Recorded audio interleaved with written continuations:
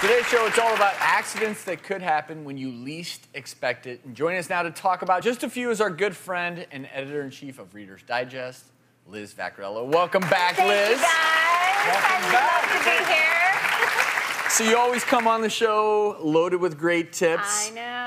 Well, and now I know you have some more. I do. Well, the Reader's Digest always covers health, and we have a big story, actually, speaking of accidents, about football players, both professional and the youth football players, and the concussions, and some new studies that talks about the risk of dementia. So that's a nice big piece. But my favorite story in the latest issue is called Diary of a Fat Cell. So a fat cell is telling you what makes him happy, what makes him sad, what makes him big, what makes him small. And then in that story... You're talking about a lipocyte. Yeah, exactly. Or an adipocyte. That's right. Ooh, I think we just call them fat cell. But, wow. And then in that, we have the doctor's column. And you guys give us some extra tips about how to starve a fat cell. So I think we're going to talk about some of those tips. Yeah.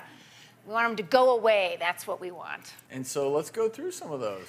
All right. Looks like we got some good things over there. My favorite tip is about tea. You know, I love tea, love to talk about tea. You guys tell us that if you drink a cup of hot tea about 20 minutes before you eat, that has a really strong effect on appetite and how many calories you consume. And there was also a German study that talked about Chinese white tea.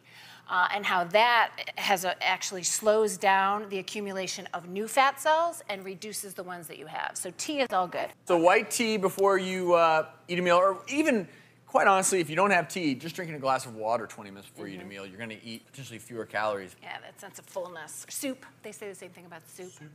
Raise your hand if you like grapefruits.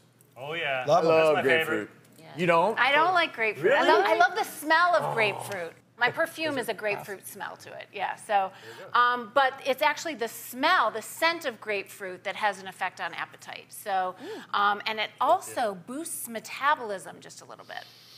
So what you do is if you're about to eat that big piece of cake, smell grapefruit. Yep. It may just decrease your appetite. It shifts your focus. And if you don't like the grapefruit, wear grapefruit perfume.